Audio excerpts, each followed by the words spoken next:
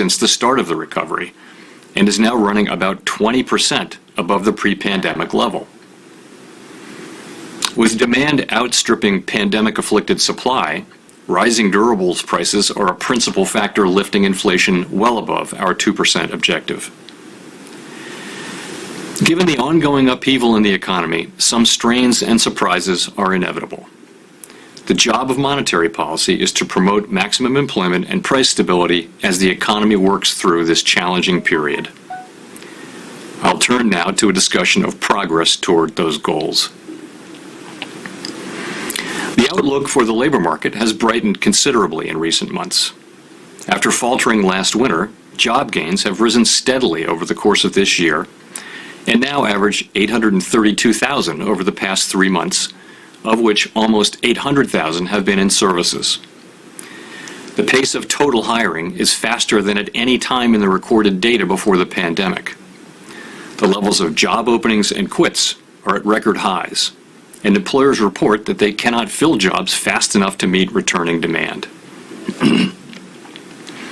These favorable conditions for job seekers should help the economy cover the considerable remaining ground to reach maximum employment. The unemployment rate has declined to 5.4%, a post-pandemic low, but is still much too high, and the reported rate understates the amount of labor market slack. Long-term unemployment remains elevated, and the recovery in labor force participation has lagged well behind the rest of the labor market, as it has in past recoveries. With vaccinations rising, schools reopening, and enhanced unemployment benefits ending, some factors that may be holding back job seekers are likely fading. While the Delta variant presents a near-term risk, the prospects are good for continued progress toward maximum employment.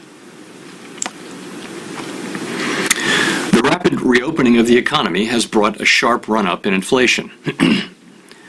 Over the 12 months through July, measures of headline and core PCE inflation have run at 4.2% and 3.6% respectively, well above our 2% longer-run objective. Businesses and consumers widely report upward pressure on prices and wages. Inflation at these levels is, of course, a cause for concern. But that concern is tempered by a number of factors that suggest that these elevated readings are likely to prove temporary. This assessment is a critical and ongoing one, and we are carefully monitoring incoming data. The dynamics of inflation are complex, and we assess the inflation outlook from a number of different perspectives, as I will now discuss.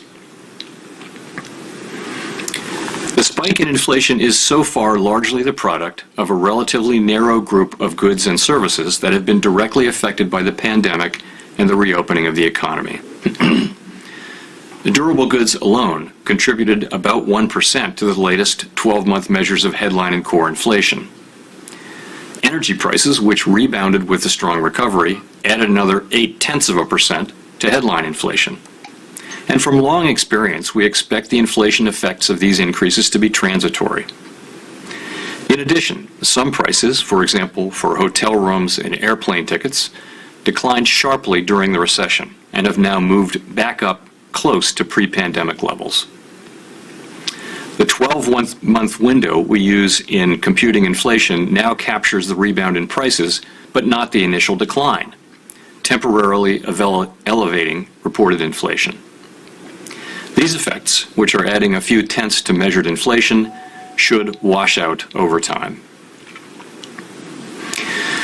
We consult a range of measures meant to capture whether price increases for particular items are spilling over into broad-based inflation.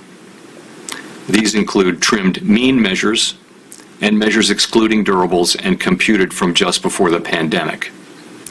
These measures generally show inflation at or close to our 2% longer-run objective.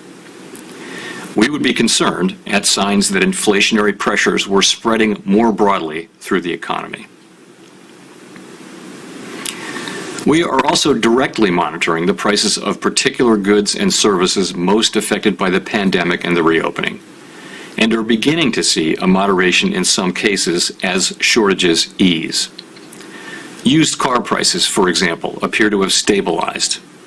Indeed, some price indicators are beginning to fall.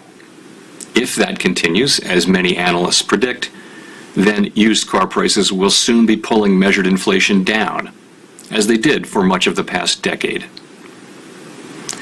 This same dynamic of upward inflation pressure dissipating and in some cases reversing seems likely to play out in durables more generally. Over the 25 years preceding the pandemic, durables prices actually declined, with inflation averaging negative 1.9% per year.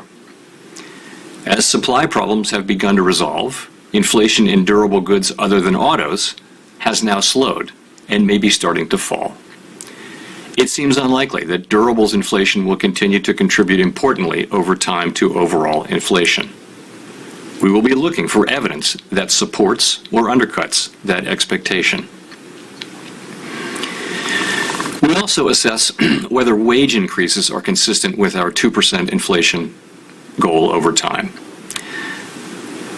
Wage increases are essential to support a rising standard of living and are generally, of course, a welcome development. But if wage increases were to move materially and persistently above the levels of productivity gains and inflation, businesses would likely pass those increases on to customers, a process that could become the sort of wage price spiral seen at times in the past. Today, we see little evidence of wage increases that might threaten excessive inflation. Broad-based measures of wages that adjust for compositional changes in the labor force, such as the Employment Cost Index and the Atlanta Wage Growth Tracker, show wages moving up at a pace that appears consistent with our longer-term inflation objective. We will continue to monitor this carefully. Policymakers and analysts generally believe that as long as longer-term inflation expectations remain anchored, policy can and should look through temporary swings in inflation. Our monetary policy framework emphasizes that anchoring longer-term expectations at 2% is important for both maximum employment and price stability. We carefully monitor a wide range of indicators of longer-term inflation expectations. These measures today are at levels broadly consistent with our 2% objective.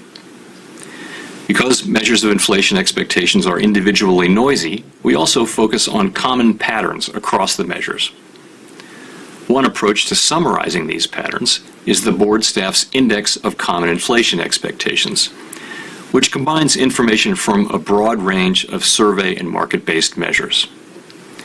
This index captures a general move down in expectations starting around 2014, a time when inflation was running persistently below 2%. More recently, the index shows a welcome reversal of that decline and is now at levels more consistent with our 2% objective. Longer-term inflation expectations have moved much less than actual inflation or near-term expectations, suggesting that households, businesses, and market participants also believe that current high inflation readings are likely to prove transitory and that in any case, the Fed will keep inflation close to our 2% objective over time. Finally, it is worth noting that since the 1990s, inflation in many advanced economies has run somewhat below 2%, even in good times. The pattern of low inflation likely reflects sustained disinflationary forces, including technology, globalization, and perhaps demographic factors, as well as a stronger and more successful commitment by central banks to maintain price stability. In the United States, unemployment ran below 4% for about 2 years before the pandemic, while inflation ran at or below 2%. Wages did move up across the income spectrum, a welcome development, but not by enough to lift price inflation consistently to 2%. While the underlying global disinflationary factors are likely to evolve over time, there is little reason to think that they have suddenly reversed or abated. It seems more likely that they will continue to weigh on inflation as the pandemic passes into history. We will continue to monitor incoming inflation data against each of these assessments. To sum up, the baseline outlook is for continued progress toward maximum employment, with inflation returning to levels consistent with our goal of inflation averaging 2% over time. Let me now turn to how the baseline outlook and the associated risks and uncertainties figure in our monetary policy making. The period from 1950 through the early 1980s provides two important lessons for managing the risks and uncertainties we face today. The early days of stabilization policy in the 1950s taught monetary policymakers not to attempt to offset what are likely to be temporary fluctuations in inflation. Indeed, responding may do more harm than good, particularly in an era where policy rates are much closer to the effective lower bound even in good times. The main influence of monetary policy on inflation can come after a lag of a year or more. If a central bank tightens policy in response to factors that turn out to be temporary, the main policy effects are likely to arrive after the need has passed. The ill-timed policy move unnecessarily slows hiring and other economic activity and pushes inflation lower than desired.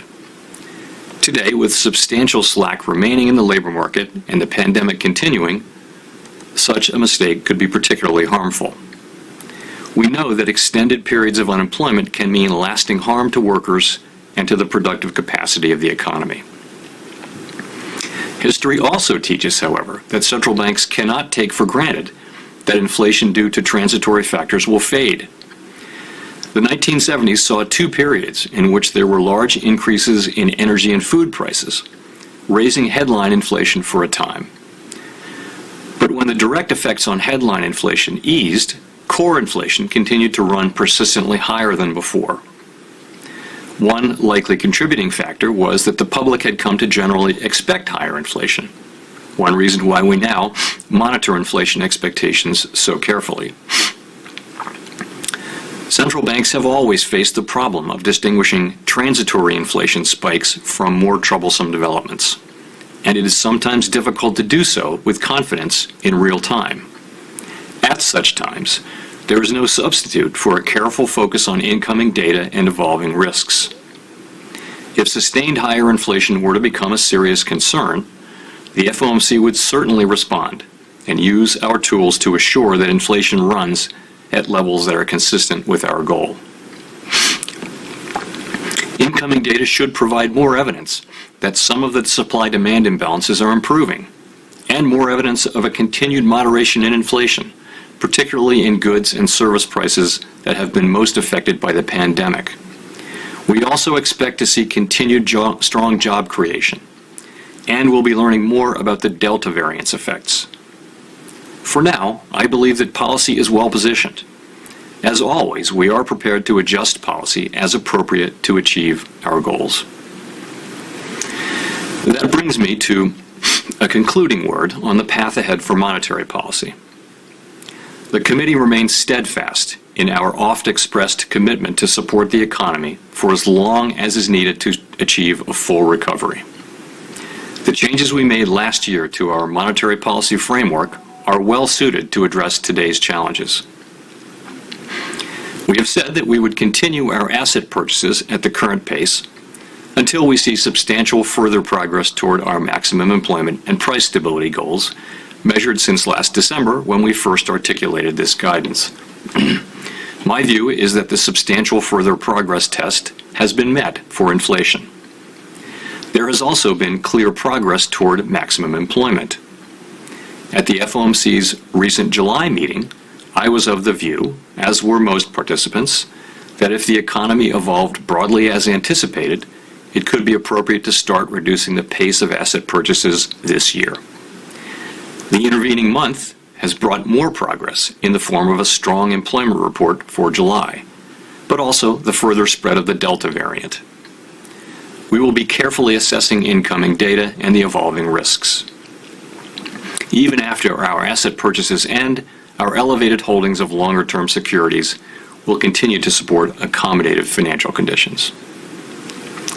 The timing and pace of the coming reduction in asset purchases will not be intended to carry a direct signal regarding the timing of interest rate liftoff, for which we have articulated a different and substantially more stringent test. We have said that we will continue to hold the target range for the federal funds rate at its current level until the economy reaches conditions consistent with maximum employment and inflation has reached 2% and is on track to moderately exceed 2% for some time. We have much ground to cover to reach maximum employment, and time will tell whether we have reached 2% inflation on a sustainable basis. These are challenging times for the public we serve, as the pandemic and its unprecedented toll on health and economic activity linger. But I will end on a positive note. Before the pandemic, we all saw the extraordinary benefits that a strong labor market can deliver to our society.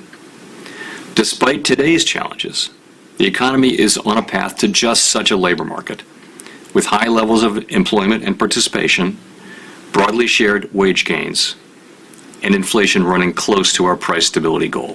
Thank you very much.